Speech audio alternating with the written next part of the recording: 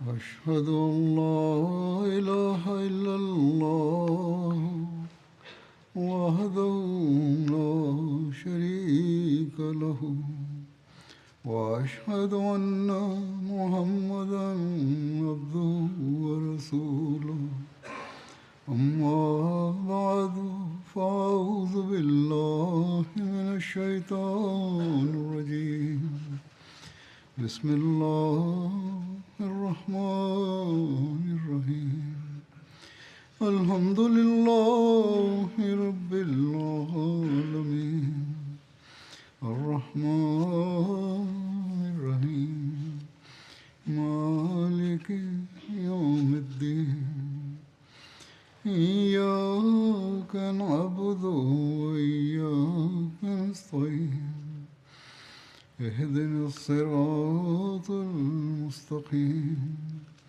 صراط الذين أنعمت عليهم غير المغضوب عليهم ولا الضالين.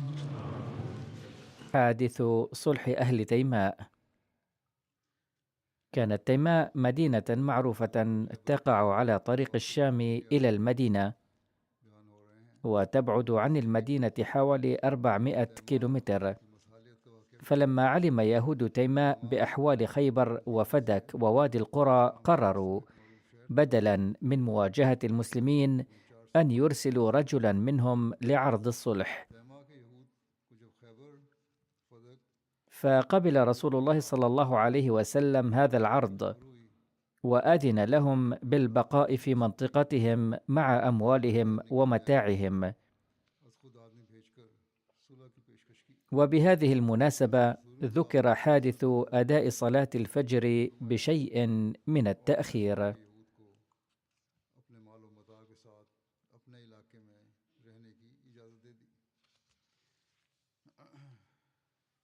عن أبي هريرة أن رسول الله صلى الله عليه وسلم حين قفل من غزوة خيبر سار ليله، حتى إذا أدركه الكرى عرس وقال لبلال: اكلأ لنا الليل. فصلى بلال ما قدر له، ونام رسول الله صلى الله عليه وسلم وأصحابه.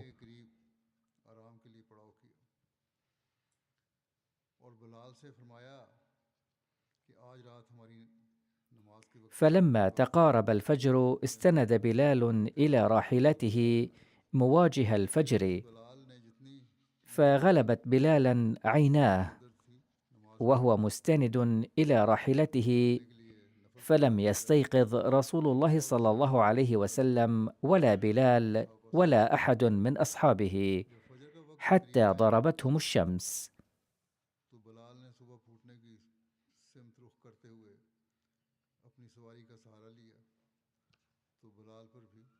فكان رسول الله صلى الله عليه وسلم أولهم استيقاظا، ففزع رسول الله صلى الله عليه وسلم فقال: أي بلال؟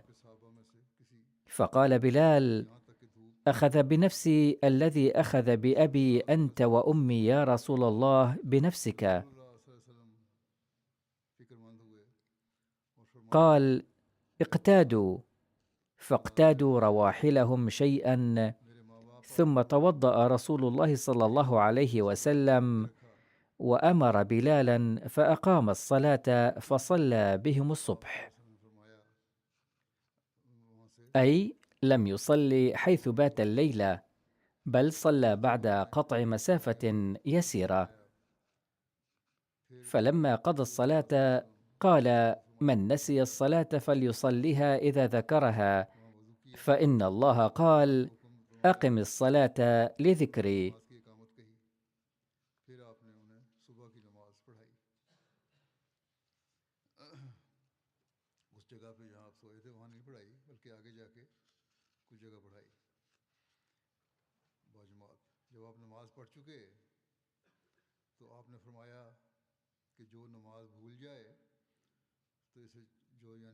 ليكن واضحا هنا أن حادثة تأخير صلاة الفجر ذكرت في سياق عدة غزوات، فقال بعضهم: إنما حدثت في غزوة تبوك، وبعضهم ذكرها في مناسبة الحديبية، فمن الممكن أن يكون الراوي قد سهى وذكره في سياق غزوة أخرى، أو ربما وقع هذا الحادث أكثر من مرة، والله أعلم بالصواب.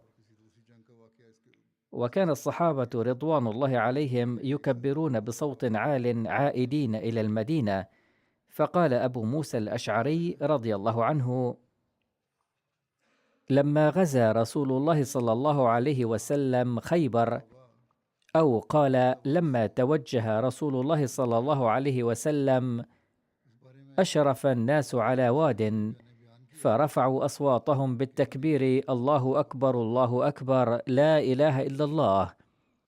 فقال رسول الله صلى الله عليه وسلم: اربعوا على أنفسكم، إنكم لا تدعون أصم ولا غائبا، إنكم تدعون سميعا قريبا وهو معكم.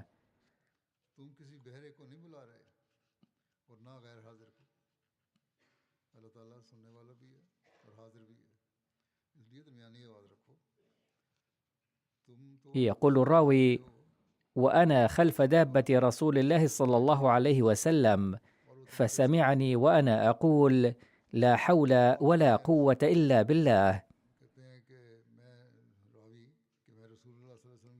فقال لي: يا عبد الله بن قيس.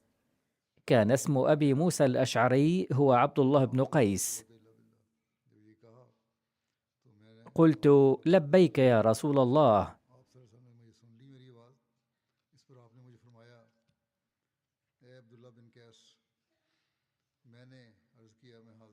قال صلى الله عليه وسلم: ألا أدلك على كلمة من كنز من كنوز الجنة؟ قلت: بلى يا رسول الله، فداك أبي وأمي. قال: لا حول ولا قوة إلا بالله،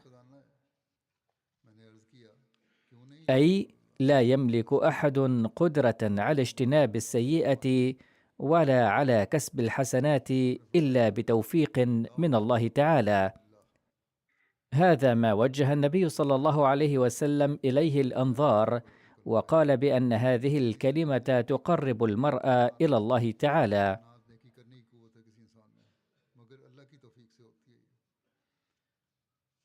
على أي حال، ظل السفر إلى المدينة جاريا حتى إن الجيش الإسلامي الذي كان قد انطلق من المدينة في محرم سنة 7 للهجرة وصل إليها في أواخر صفر أو أوائل ربيع الأول، حاملا معه بركات من الله تعالى والنجاحات بأكمل وجه. هناك اختلاف في مدة إقامة رسول الله صلى الله عليه وسلم في خيبر، فقد روى ابن عباس أن رسول الله صلى الله عليه وسلم أقام في خيبر 6 أشهر، وكان صلى الله عليه وسلم يجمع بين الصلاتين في أثنائها، بينما جاء في بعض الروايات أنه صلى الله عليه وسلم مكث هناك 40 يوما، غير أن معظم الروايات تشير إلى إقامة قصيرة المدة. ظهرت نتائج كثيرة لفتح خيبر لصالح المسلمين، منها أن العديد من القبائل العربية المحيطة التي كانت عاكفة من قبل على التخطيط ضد الإسلام والمسلمين أصابها الخوف، وقد مد بعضهم يد الصلح، ومنهم من رأى العافية في قبول الطاعة، وهكذا ازدادت هيبة المسلمين السياسية. ومن نتائج فتح خيبر أن قوة اليهود في جزيرة العرب أصبحت شبه معدومة. كان اليهود في المدينة وخيبر يعدون في منطقة العرب علامة القوة الاقتصادية والعسكرية إلى حد كبير، وكانوا متمادين في عداوتهم وبغضهم للإسلام إلى درجة أنهم كانوا يدعمون كل عدو ضد الإسلام. أما النتيجة الثالثة الأساسية فقد ظهرت بشكل إيجابي كبير على اقتصاد المسلمين في المدينة. تروي عائشة وعبد الله بن عمر رضي الله عنهما وغيرهم من الصحابة أنهم حظوا بالطعام ملء بطنهم بعد فتح خيبر، فبعد خيبر أصبح لدى المسلمين من المؤن والطعام ما جعلهم يردون إلى إخوانهم الأنصار جميع الأملاك والحصص التي كان الأنصار قد أعطوها لإخوانهم المهاجرين عندما هاجروا من مكة في حالة الفقر والضيق. وهناك رواية جميلة عن أنس رضي الله عنه، وهي تحتوي على كل التفاصيل بهذا الخصوص. يقول: لما قدم المهاجرون من مكة المدينة قدموا وليس بأيديهم شيء، وكان الأنصار أهل الأرض والعقار، فقاسمهم الأنصار على أن أعطوهم أنصاف ثمار أموالهم كل عام. وكانت أعطت أم أنس رسول الله صلى الله عليه وسلم ذعاقا لها، فأعطاها رسول الله صلى الله عليه وسلم أم أيمن ولم يبقها عنده.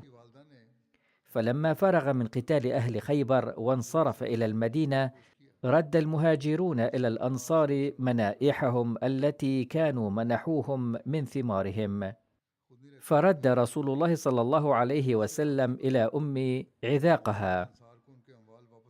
يقول أنس رضي الله عنه: أخبرت أم أيمن أن هذه الشجرة قد عادت إلينا، قالت: لن أردها أبدا، فقد أعطاني إياها رسول الله صلى الله عليه وسلم. لعلها قالت ذلك بسبب حبها له صلى الله عليه وسلم، فلم ترد رد ما وهبها إياه النبي صلى الله عليه وسلم. على أي حال مهما كان السبب، قالت: إني لا أريد أن أردها الآن.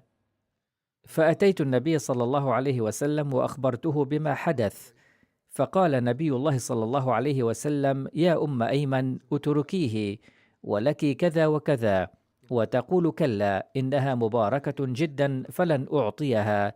وظلت كذلك حتى أعطاها 10 أمثاله أو قريبا من 10 أمثاله. وورد في التاريخ ذكر غزوة تسمى غزوة ذات الرقاع، وتطلق عليها تسمية غزوة بني محارب، وغزوة بني ثعلبة، وغزوة بني أنمار، لأنها كانت موجهة ضد هذه القبائل.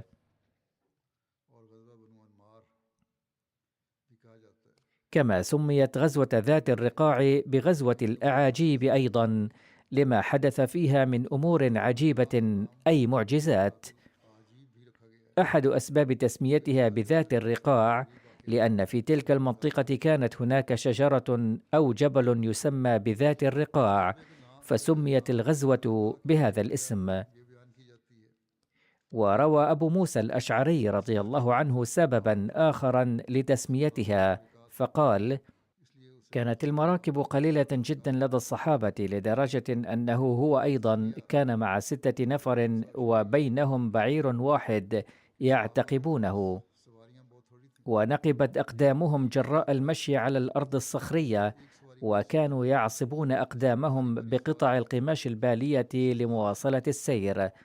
ونقبت قدما أبي موسى الأشعري أيضا، بل جرحت أظافره وسقطت.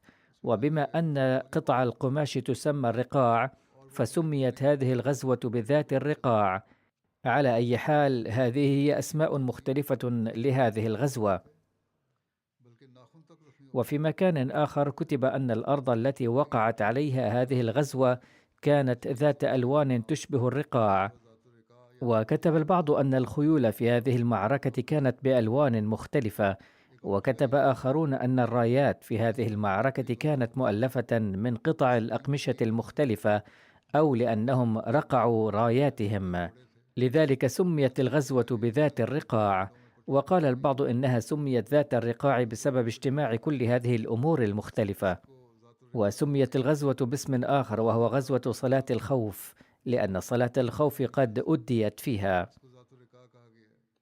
وهناك اختلاف حول تاريخ هذه الغزوة، ووفقا لكتب التاريخ والسير وقعت غزوة ذات الرقاع في السنة 4 أو 5 للهجرة. فقد روى ابن هشام عن ابن إسحاق أن غزوة ذات الرقاع كانت في السنة 4 للهجرة، بعد 3 أشهر من غزوة بني النضير. ويرى ابن سعد أنها وقعت في السنة 5 للهجرة، بينما ذكر الإمام البخاري بدليل قوي أن هذه الغزوة حدثت بعد فتح خيبر في السنة 7 للهجرة. والدليل هو أن الصحابي أبو موسى الأشعري رضي الله عنه شارك في هذه الغزوة، ولما كان أبو موسى الأشعري رضي الله عنه قد أسلم بعد غزوة خيبر، وعليه فإن التاريخ الأقرب إلى الصواب لغزوة ذات الرقاع هو السنة 7 للهجرة.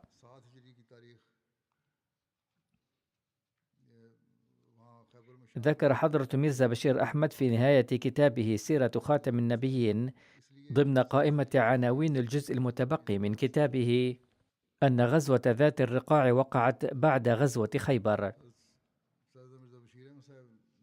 كان أحد أسباب هذه الغزوة أن بعض الأشخاص في منطقة نجد كانوا يقومون من حين لآخر بأعمال السرقة والنهب، مما يسبب إزعاجا للمسافرين، وكان هؤلاء الأشخاص لا يستقرون في مكان واحد، مما جعل السيطرة عليهم أمرا صعبا للغاية. فقرر النبي صلى الله عليه وسلم اتخاذ إجراء فعال ضدهم. ويذكر سبب آخر لهذه الغزوة أن رجلا جاء إلى المدينة حاملا بضائع للتجارة، وعندما اشترى أهل المدينة منه البضائع بدأ يقول للمسلمين: إن بني أنمار وبني ثعلبة قد جمعوا جيشا ضدكم بينما أنتم غافلون عنهم. عندما وصلت هذه الأخبار إلى رسول الله صلى الله عليه وسلم استعمل على المدينة واستعد للسفر. روى ابن إسحاق أن النبي صلى الله عليه وسلم استعمل أبا ذر الغفاري رضي الله عنه، وعن ابن سعد وابن هشام أن النبي صلى الله عليه وسلم استعمل عثمان بن عفان رضي الله عنه. على أي حال فقد خرج النبي صلى الله عليه وسلم على هذا السفر.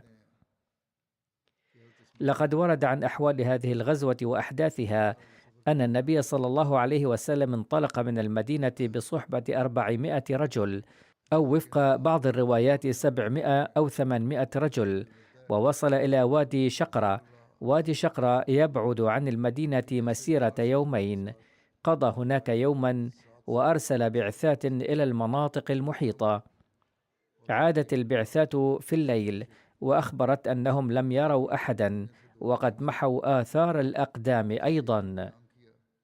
ثم خرج رسول الله صلى الله عليه وسلم مع الصحابة رضوان الله عليهم حتى وصلوا إلى مكان يدعى النخل، والنخل تبعد حوالي 62 ميلا عن المدينة. وعندما وصلوا إلى مواقع تلك القبائل لم يجدوا هنالك سوى النساء، فتم أسرهن. لم يذكر بعض المؤرخين أمر أسر النساء، أما الرجال البدو فقد هربوا إلى قمم الجبال، وكانوا يراقبون المشهد من هناك. هرب الرجال ولم يبقى هنالك إلا النساء اللواتي أسرن عند البعض، ولكن الأغلب أنه لم يتم أسر النساء. عن جابر قال: خرج النبي صلى الله عليه وسلم إلى ذات الرقاع من نخل، فلقي جمعا من غطفان، فلم يكن قتال، وأخاف الناس بعضهم بعضا لما صاروا وجها لوجه. ولما كان هناك خطر أن يباغت العدو بالهجوم في أي لحظة وحان وقت الصلاة، فصلى النبي صلى الله عليه وسلم ركعتي الخوف،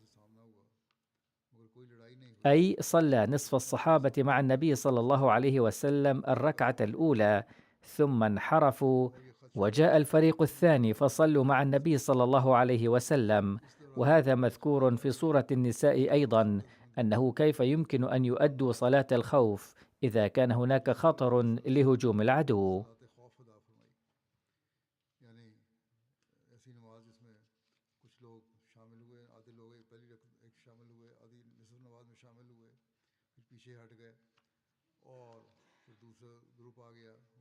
لقد أورد البهيقي رواية عن جابر رضي الله عنه قال: صلى رسول الله صلى الله عليه وسلم الظهر، فهم به المشركون فقالوا: دعوهم فإن لهم صلاة بعد هذه أحب إليهم من أبنائهم.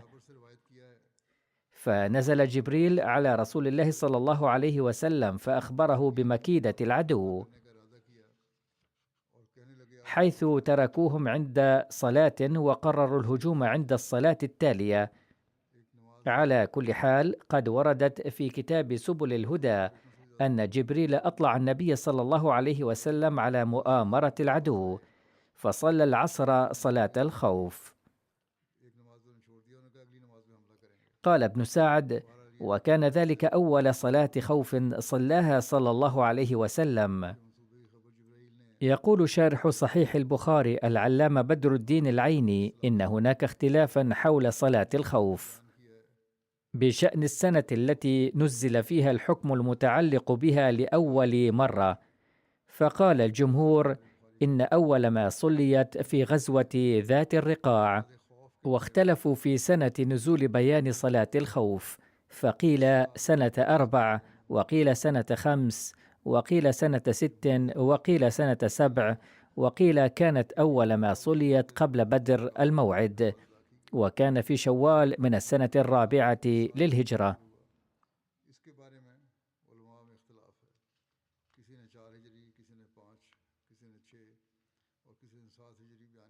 نجد ذكر غارة شخص على الصحابة، فقد نزل صلى الله عليه وسلم ليلا، وكانت تلك الليلة ذات ريح، فقال: من يحفظنا هذه الليلة؟ فقام عباد بن بشر وعمار بن ياسر رضي الله عنهما فقالا: نحن يا رسول الله نحرسك.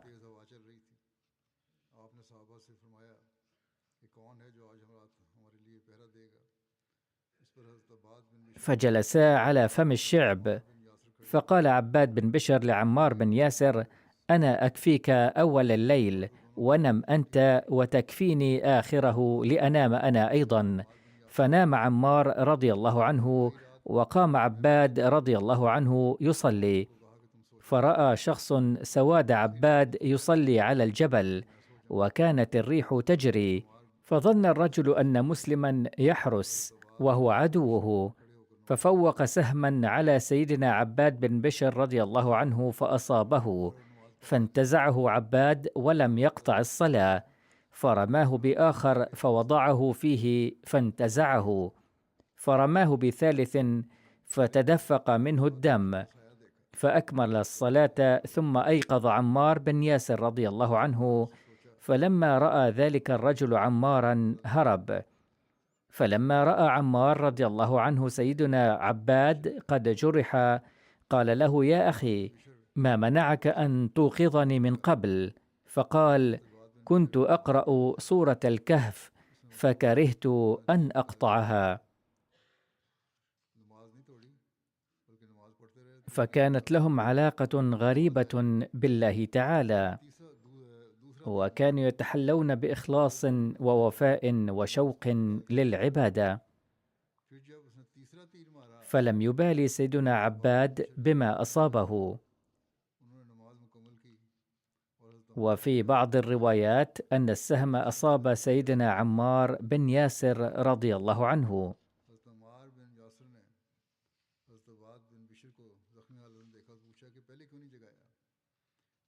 باختصار، عاد النبي صلى الله عليه وسلم إلى المدينة بعد 15 يوما، فبعث جعال بن سراقة إلى المدينة ليبشر أهلها بسلامة المسلمين.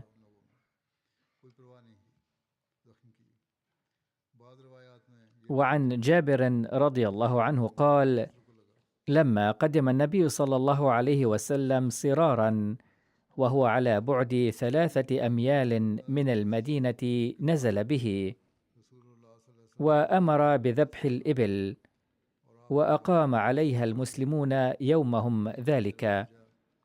فلما أمسى رسول الله صلى الله عليه وسلم دخل المدينة ودخلنا معه. وفي هذه الغزوة ظهرت بعض المعجزات أيضا، وكما ذكر سابقا إنها تسمى غزوة المعجزات أيضا. منها حدث مشهور حين كان عدو قد سل السيف على النبي صلى الله عليه وسلم.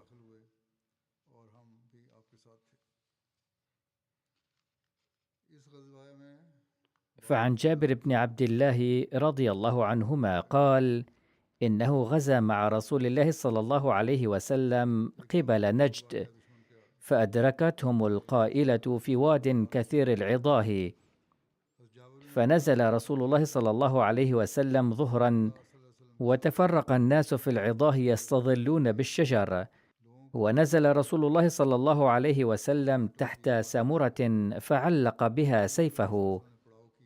قال جابر: فنمنا نومة، ثم إذا رسول الله صلى الله عليه وسلم يدعونا، فجئناه، فإذا عنده أعرابي جالس، فقال رسول الله صلى الله عليه وسلم: إن هذا اخترط سيفي وأنا نائم، فاستيقظت وهو في يده سلطا، فقال لي: من يمنعك مني؟ قلت: الله. فأدخل السيف في الغمد، فها هو ذا جالس، ثم لم يعاقبه رسول الله صلى الله عليه وسلم. ورد أن اسم الشخص هو غورث بن الحارث، وقيل في بعض الروايات غورك، وفي رواية أخرى غويرث، وذكر أن هذا الشخص قد أسلم، وفي روايات أخرى أنه لم يسلم، ولكنه على أي حال تعهد للنبي صلى الله عليه وسلم ألا يتصدى لمواجهته مرة أخرى.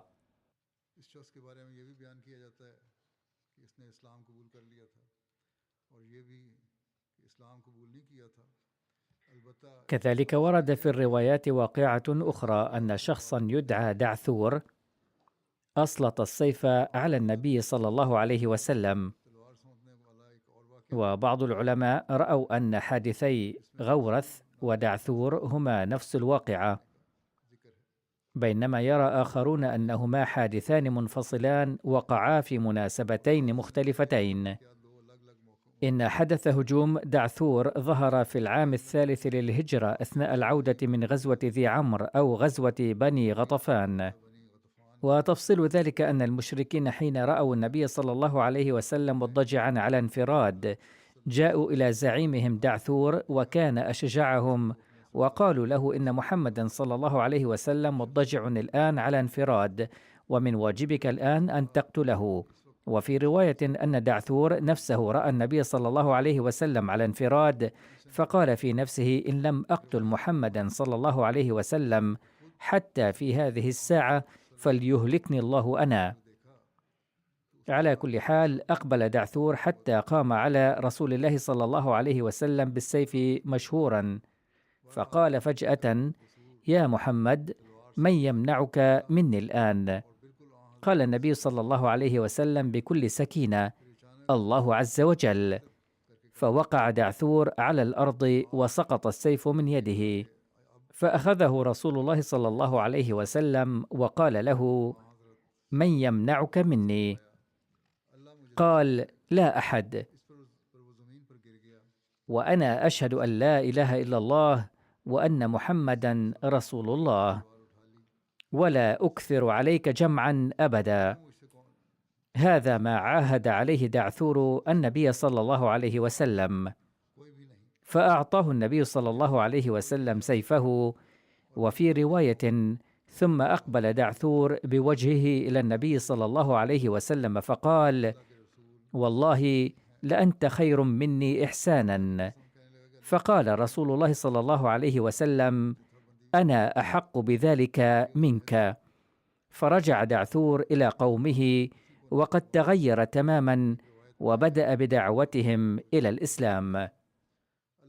وقد قص دعثور ما حدث معه وكيف وقع على الأرض، فقال: عندما قمت شاهرا سيفي رأيت هنالك رجلا أبيض طويلا، فدفع في صدري فوقعت لظهري، وعرفت أنه ملك وليس إنسانا، فلم ألبث أن شهدت أن لا إله إلا الله وأن محمد رسول الله، وعاهدت رسول الله وقلت: والله لن أفعل شيئا ضدك.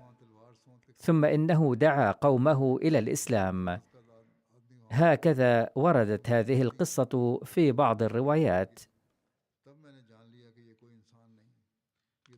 وقد وقعت في هذه الغزوة قصة طائر أيضا عن جابر رضي الله عنه أننا كنا مع رسول الله صلى الله عليه وسلم، فجاء أحد الصحابة رضي الله عنهم بفرخ طير، وكان رسول الله صلى الله عليه وسلم ينظر إليه، فإذا بأحد والدي الفرخ أو كليهما قد ألقى بنفسه أمام الصحابي الذي أمسك بفرخه، فنظرت إلى الناس وهم يتعجبون من ذلك ويقولون: ما هذا الذي حدث؟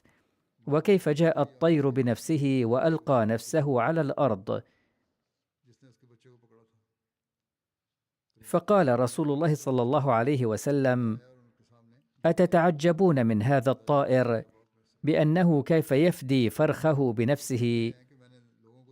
لقد أخذتم فرخه فألقى بنفسه ليفتدي فرخه، والله إن ربكم أرحم بكم من هذا الطائر، أي كما أن هذا الطير أخذته الرحمة بفرخه، كذلك فإن الله أرحم بكم منه.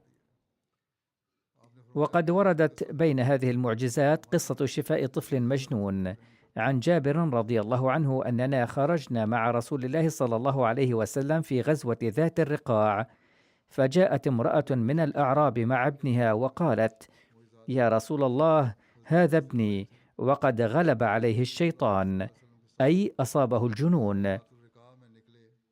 ففتح رسول الله صلى الله عليه وسلم فاه ووضع فيه لعابه، ثم قال: اخرج يا عدو الله، أنا رسول الله.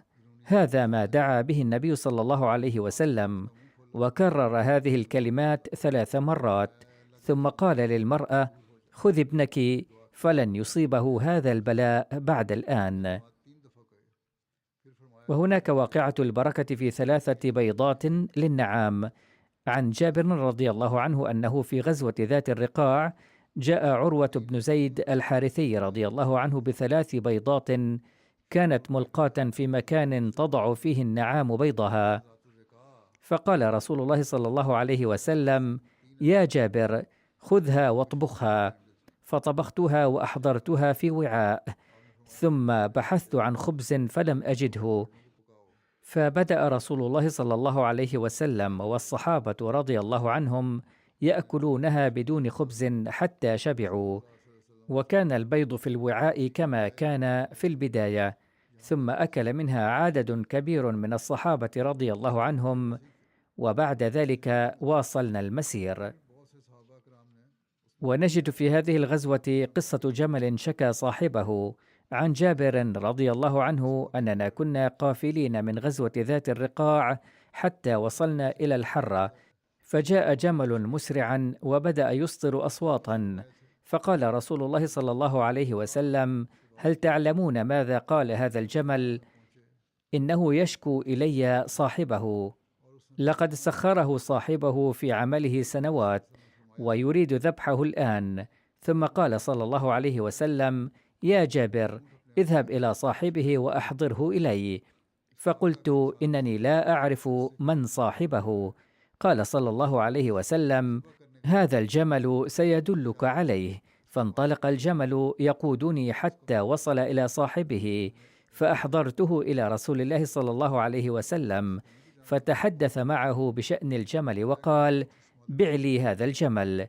فباعه للنبي صلى الله عليه وسلم، فأطلقه صلى الله عليه وسلم ليرعى في البرية.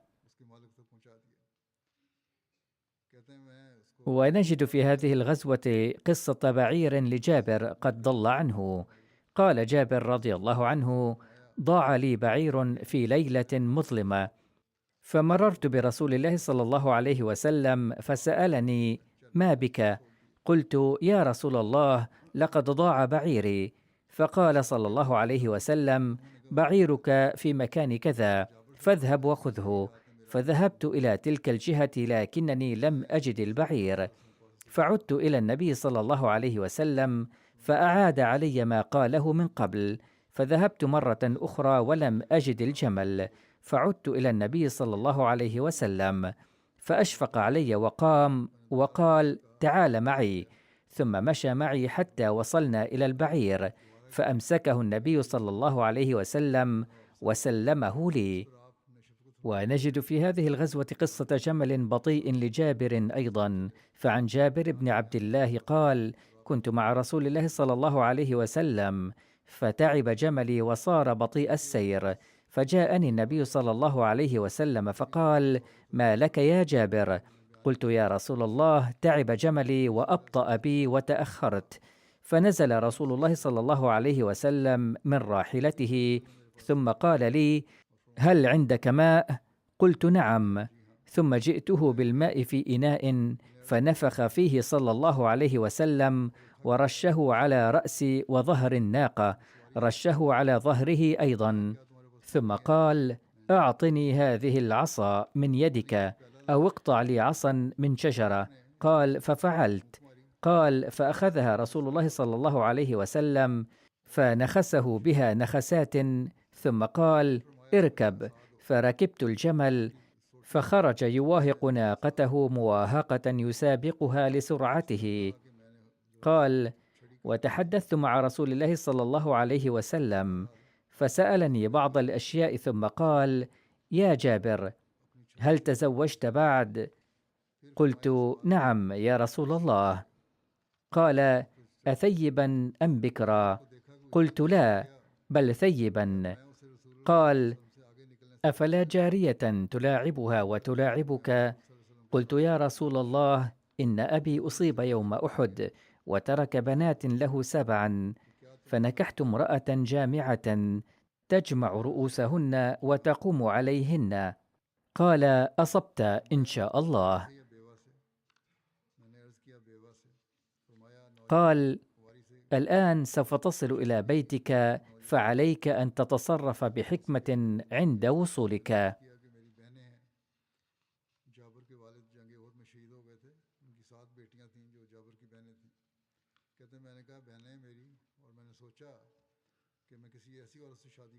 ثم قال صلى الله عليه وسلم: أتبيع جملك؟ قلت: نعم. فاشتراه مني بأوقية. ثم قدم رسول الله صلى الله عليه وسلم المدينة قبلي، وقدمت بالغداة، فجئنا إلى المسجد فوجدته على باب المسجد. قال: الآن قدمت؟ قلت: نعم. قال: فدع جملك، فادخل فصل ركعتين. فدخلت فصليت، فأمر بلالا أن يزن له أوقية، فوزن لي بلال، فأرجح لي في الميزان، فانطلقت حتى وليت، فقال: ادع لي جابرا. قلت: الآن يرد علي الجمل، ولم يكن شيء أبغض إلي منه. قال: خذ جملك ولك ثمنه. كان جابر يظن أن عليه أن يأخذ الجمل ويعيد ثمنه، ولكن النبي صلى الله عليه وسلم على عكس ظنه رد إليه الجمل، وقال له أن يبقي الثمن أيضا عنده.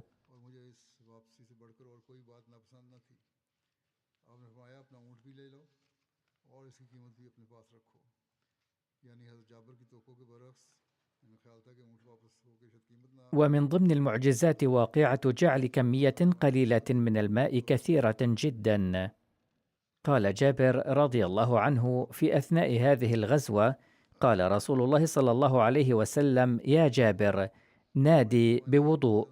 فقلت: ألا وضوء، ألا وضوء، ألا وضوء. قال: قلت: يا رسول الله، ما وجدت في الركب من قطرة. فقال لي رسول الله: انطلق إلى فلان بن فلان الأنصاري، فانظر هل في أشجابه من شيء. قال: فانطلقت إليه فنظرت فيها، فلم أجد فيها إلا قطرة في غزلاء شجب منها، يعني كان الماء قليلا جدا، لو أني أفرغه لشربه يابسه، كان قليلا لدرجة أنه كان من الصعب أن يخرج منها.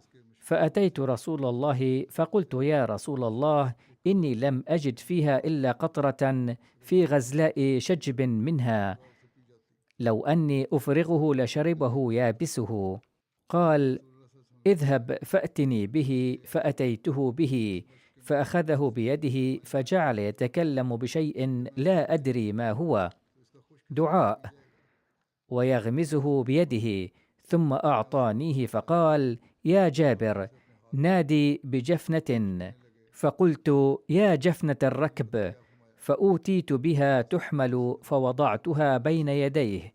فقال رسول الله صلى الله عليه وسلم بيده في الجفنة هكذا، فبسطها وفرق بين أصابعه، ثم وضعها في قعر الجفنة وقال: خذ يا جابر، فصب علي وقل بسم الله، أي صب على يدي قطرات ما وجد من الماء.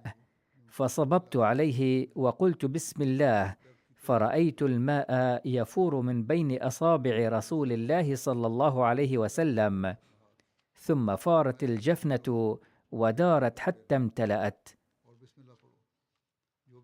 فقال: يا جابر، نادي من كان له حاجة بماء. قال: فأتى الناس فاستقوا حتى رووا. قال: فقلت: هل بقي أحد له حاجة؟ فرفع رسول الله صلى الله عليه وسلم يده من الجفنة وهي ملأى.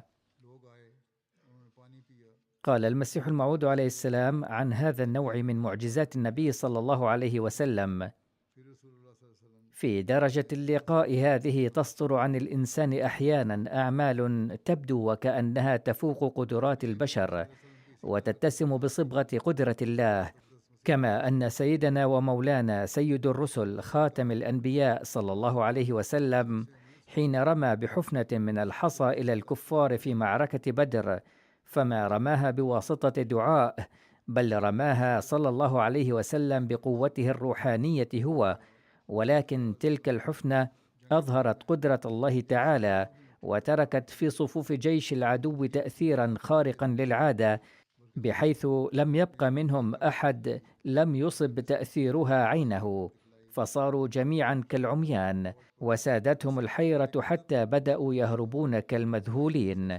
فإلى هذه المعجزة يشير الله عز وجل شأنه بقوله: وما رميت إذ رميت ولكن الله رمى، أي قد عملت قدرة الله تعالى في الخفاء، ولم يكن ذلك من صنع الإنسان.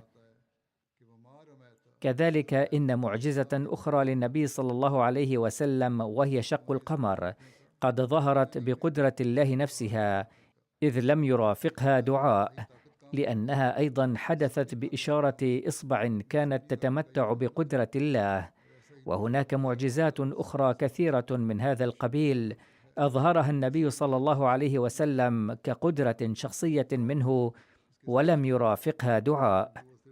ففي كثير من الأحيان أدخل صلى الله عليه وسلم إصبعه في ماء قليل في قدح فكثره حتى شرب منه الجيش كله والخيل والإبل، ومع ذلك بقي الماء بالقدر نفسه الذي كان عليه من قبل.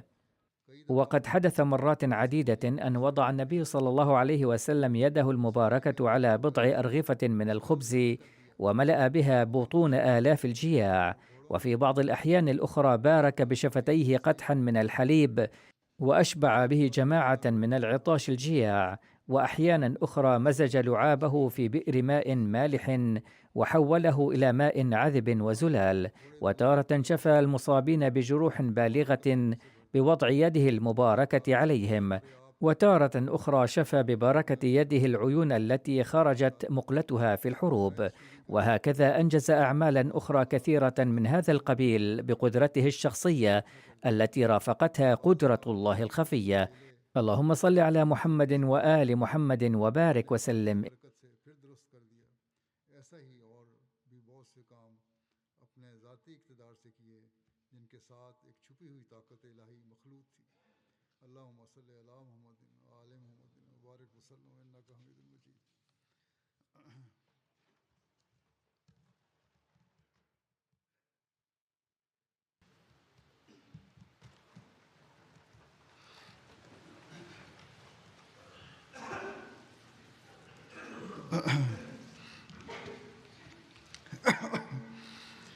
الحمد لله الحمد لله نحمده ونستعينه ونستغفره ونؤمن به ونتوكل عليه ونعوذ بالله من شرور أنفسنا ومن سيئات أعمالنا من يهده الله فلا مضل له ومن يضلل فلا هادي له ونشهد أن لا إله إلا الله ونشهد أن محمدا عبده ورسوله عباد الله رحمكم الله إن الله يأمر بالعدل والإحسان وإيتاء ذي القربى وينهى عن الفحشاء والمنكر والبغي يعظكم لعلكم تذكرون اذكروا الله يذكركم وادعوه يستجب لكم ولذكر الله أكبر